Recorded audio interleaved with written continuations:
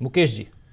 देखिए, निश्चित रूप से राजीव, इसमें कहीं कोई दो राय नहीं है कि बीजेपी के पास अपने इस फैसले का कोई जेन्युइन पॉलिटिकल जस्टिफिकेशन हो ही नहीं सकता। मैं थोड़ी देर के लिए बीजेपी की नजर से सोचने की कोशिश करता हूं। उनको सिर्फ और सिर्फ इतना दिख रहा है कि वरुण गांधी ने बीते वर्षों में एक क्रिटिकल पब्लिक, जिसे हम कहते हैं जन सरोकार का एक एक उन्होंने पोस्चरिंग ली थी। जो चीजें उन्हें अपनी सरकार और व्यवस्था के बारे में गलत और नागवार दिखती थी, उस पर वो समय समय पे उंगली उठाते रहते थे और अपना बयान देते रहते थे।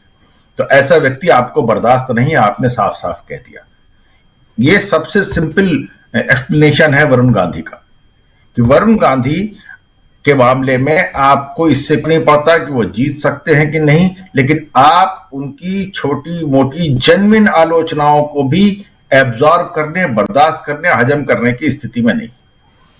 लिहाजा आपने उनका टिकट काट दिया। लेकिन अगर मैं इसे दूसरे ढंग से देखूं कि आपने एक पॉलिटिकल बेवकूफी भी की है, अगर मैं ब्लंडर ना भी कहूं तो बेवकूफी जरूर की है, और वो ये है कि वरुण गांधी अपने माता की वजह से राजनीति में आए थे और आपने उनको तवज्जो दी थी, उन्हें अपना सिग्निफिकेंट नेता बना करके, जस्ट सिर्फ और सिर्फ इसलिए कि वो इंदिरा गांधी का पोता है, या उनकी मदर जो है वो संजय गांधी की पत्नी। मेनका गांधी जो है वो इंदिरा गांधी की बहू है। बहू है। तो आपको लगा कि साहब गांधी परिवार को डेंट करने का ये बहुत अच्छा तरीका है। मेनका गांधी भी बहुत पहले अपनी पारिवारिक अंतरकलह, देवरानी जेठानी के अंतरकलह की वजह से उन्होंने वहां से हटने और उस पार्टी का जो सबसे सिग्निफिकेंट अपोनेंट है उसके पास बात जाकर के बैठने की बात की। उस जमाने में जब मेनका गांधी आई थी बीजेपी में, और वो वाजपेयी और आडवाणी वाला युग था। लेकिन आज मेनका गांधी को यह सोचना पड़ेगा कि पहले तो उनको कैबिनेट से अनसेरेमोनियल तरीके से हटाया गया, आज उनके दो टिकट सीधे सीधे उनके अपने परिवार के, छोड़िए उनके फॉलोअर और समर्थक के, मां बेटे के टिकट में से एक का टिकट बिंदास डंके की चोट पे काट दिया गया है। अब मेनका गांधी को यह सोचना है कि क्या वो अपने इस टिकट पे सुल्तानपुर से लड़ना चाहेंगी, या वो भी कोई एक ऐसा तरीका देखेंगी कि कहेंगे नहीं साहब, अब ये नहीं हो सकता है, अब इसे नहीं बर्दाश्त किया जा सकता। राजनीति में इन बातों की बहुत अहमियत होती है।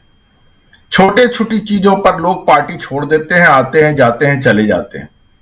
असम का एक नेता है, कांग्रेस का विधायक है, वो चाहता था उसकी बीवी को एमपी का टिकट मिल जाए, टिकट नहीं मिला तो बिल्कुल चुनाव गर्म है ना, मैंने कांग्रेस पार्टी छोड़ रहा हूं। ऐसे ही लोग बीजेपी में भी कर रहे हैं। तो ये छोड़ना पकड़ना एक तरफ है, लेकिन कई बार आपके सामने स्थिति ये हो जाती है कि अब वरुण गांधी के सामने विकल्प क्या है। विकल्प ये है कि या तो वो इंडिया गठबंधन के साथ अपना एक अंडरस्टैंडिंग बनाकर चुनाव लड़े, किसी पार्टी में शामिल होकर लड़े, चाहे निर्दलीय लड़े, लेकिन एक अंडरस्टैंडिंग बना के लड़े। और दूसरी बात यह है कि मेनका गांधी के सामने सीधी सीधी ये स्थिति है कि ये सिर्फ वरुण गांधी की बेइज्जती नहीं है, बल्कि सीधे सीधे उनकी भी बेइज्जती है। उनको भी एक तरीके से बीजेपी ने, समझ लीजिए कि उनके हाथ पांव काट दिए टाइप वाली स्थिति बना दी है। तो ये एक क्लियर कट चीज है जिसका कि मेनका गांधी को समाधान जल्द से जल्द, महज अगले कुछ दिनों के अंदर ही ढूंढना है। क्या ढूंढेगी, कैसे ढूंढेगी, कहना मुश्किल है। आज की तारीख पे प्रेडिक्शन करना बड़ा कठिन हो गया है। लेकिन अभी तक की चर्चा में दो तीन बड़ी खूबसूरत बातें निकली है, जरा मैं उनकी तरफ भी और उसमें भी थोड़ा थोड़ा वैल्यू एडिशन करने की कोशिश करूं। सुनील शुक्ला जी की सारी बातें अकाट्य है। वो ये कह रहे हैं कि अगर जनता तकलीफ में है, अगर मेरी जेब में 100 रुपए है तो मैं पहले सब्जी लाऊं, मैंने पहले बच्चे की फीस जमा करूं, या पहले मंदिर दर्शन करने के लिए जाऊं, राम मंदिर दर्शन करने के लिए जाऊं, वो भी उस मंदिर को देखने के लिए जिसके बारे में इतना बड़ा प्रोपेगेंडा है कि यही राम को लाए हैं। ये इससे ज्यादा भ्रष्ट और पतित और टॉक्सिक बात कोई हो ही नहीं सकती। ये राम को लाए, जो सबको लाते हैं ये उनको लेके आए हैं। अजीब सी बात है, पता नहीं कौन है इनके वो नैरेटिव बनाने वाले लोग, जो ये नहीं समझना चाहते हैं कि साहब अगर एक बात हम कोई बोलेंगे तो उस बात में क्या हकीकत है, क्या सच्चाई है, और उसको जनता कैसे देखेगी। आप तो नशे में, आपको लग रहा है नहीं साहब आप ही राम को लेके आए हैं, कैसे संभव है ये। खैर, आपको जैसे ही दिखता है कि हमारा ये नैरेटिव फेल हुआ, तो अब आप वो नैरेटिव और हेडलाइन और इन चीजों की लड़ाई में जूझ रहे हैं, डेस्परेटली जूझ रहे हैं। उसी में से जहां से आपने इस बुलेटिन की शुरुआत की थी, जब आपने ये कहा था कि जेएनयू का चुनाव क्या बताता है। आज प्रशांत ने बहुत बढ़िया बात एक जगह लिखी, वो बात अपने आप में पूरा निचोड़ है। ऑरेंज का कलर भगवा माना जा सकता है। प्रशांत, जैसे ही आपने ऑरेंज को छीलना शुरू किया वैसे ही अंदर से जो फाके निकल रही हैं वो लाल रंग की निकल रही हैं। ये चमत्कार हो चुका है। और ये तब है जब आपको दिख रहा है साफ साफ कि साहब ये 5 साल जो है के बाद आप चुनाव करा रहे हैं, तो इसलिए करा रहे हैं क्योंकि आपको ग्राउंड से ये फीडबैक मिला था। यानी आपको फीडबैक देने वाली एजेंसी, वो तंत्र भी एक तरीके से भ्रष्ट हो गया है। वो सिर्फ अहो रूपम अहो ध्वनि वाली काम कर रहा है।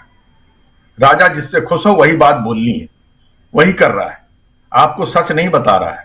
और सच बताने का जो तरीका है वो आपको कंपेल कर रहा है कि आप अपने तकरीबन देखिए ना 66% सीटें अभी तक आप काट चुके हैं अपने एग्जिस्टिंग एमपीज की जी।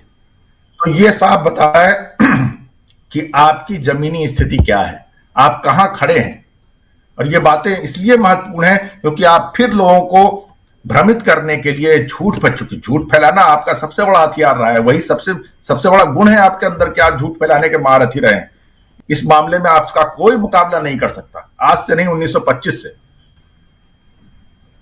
जब देश में ये तमाम संचार के साधन नहीं थे तब तो आपने गणेश जी को सफलतापूर्वक दूध पिला के दिखा दिया था, राष्ट्रीय स्तर पे अंतरराष्ट्रीय स्तर पे दिखा दिया था। ये सब आपकी बहुत बड़ी खूबियां हैं।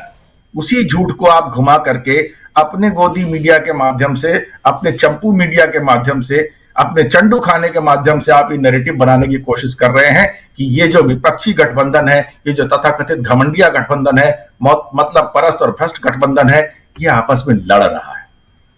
सूत न कपास जुलाए से लट्ठम लट्ठा वाला आप नैरेटिव बनाने की कोशिश कर रहे हैं। क्यों भाई? और उसके आगे फिर जिस बात को सुनील जी ने बहुत अच्छे ढंग से अपने दर्शकों को समझाया कि भैया अभी आपका लोग काम देखेंगे, आपकी परफॉर्मेंस देखेंगे, आपने क्या कहा है, कब कहा है, कैसे कहा है, उसका आकलन करेंगे। ऐसा हो ही नहीं सकता कि आपको आंख बंद करके जनता वोट दे दे। अगर दे सकती होती तो आपको कोई दिक्कत ही नहीं, कोई चिंता ही नहीं थी। और रही बात इसकी कि आपके नैरेटिव में कहीं से ये इल्म नहीं है, कहीं से ये इंडिकेशन नहीं है कि आप इस इलेक्टोरल बॉन्ड के सर्वविदित विकराल घोटाले की जांच कराने का कोई आपकी तरफ से इनिशिएशन है, कोई संकल्प है कि हाँ साहब हम खुली किताब हैं, आइए हमारी जांच कर लीजिए? नहीं ना। तो ये साफ बता रहा है कि आप बुरी तरीके से अपने ही बनाए, मैंने एक दिन और कहा था, अपने ही बनाए जाल में, अपने ही बनाए मकड़ जाल में आप बुरी तरह से उलझे हुए हैं। कोई रास्ता नहीं दिख रहा कि आप निकल जाएं। आप जो काडर की पार्टी है, सोचिए जिन लोगों ने आपके यहां 5 साल 10 साल 20 साल 50 साल आपके यहां तपस्या की, जैसी भी की, लेकिन आपके यहां रह के, आपके झंडे के नीचे रह करके, उन लोगों का अगर आप चुनाव के वक्त नहीं लिहाज कर सकते, नहीं ख्याल रख सकते, तो फिर आप किसका ख्याल रखेंगे? आपको रियल का राम तो गुजारा हो नहीं रहा, अब रील के राम से हो जाएगा? ये भ्रम है, ये धोखा है, हो नहीं पाएगा। जी जी, ये सब अपनी मट्टी पलीत कराएंगे, ऐसा कुछ हो। आप सोचिए, आज बहुत एक सुंदर खूबसूरत कार्टून था राजीव, ये समझने वाली बात है, जनता तक जो लोग नहीं भी पहुंचता है, एक छोटा सा पॉकेट कार्टून अखबार में छपा। एक कुर्सी पे बैठी है कंगना रनौत, दूसरी पे बैठी है स्मृति ईरानी। कंगना रनौत इधर से पूछ रही है, कार्टून है जैसे बनता है कार्टून, कि ये चुनाव जीतने के लिए क्या करना, राजनीति में क्या करना पड़ता है। उनका सवाल था राजनीति में क्या करना पड़ेगा। तो उधर से स्मृति ईरानी जवाब देती है, उसमें एक्टिंग करनी पड़ेगी। तो माफ कीजिएगा दोस्तों, ऐसा हो ही नहीं सकता कि जनता को एक्टिंग ना समझ में आए। जरूर आएगी, आती ही है। और अगर नहीं आएगी और नहीं आ सकती है तो जान लीजिए कि लोकतंत्र में फिर कुछ बचा ही नहीं। कोई और है जो कहीं और से अफीम खिला रहा है।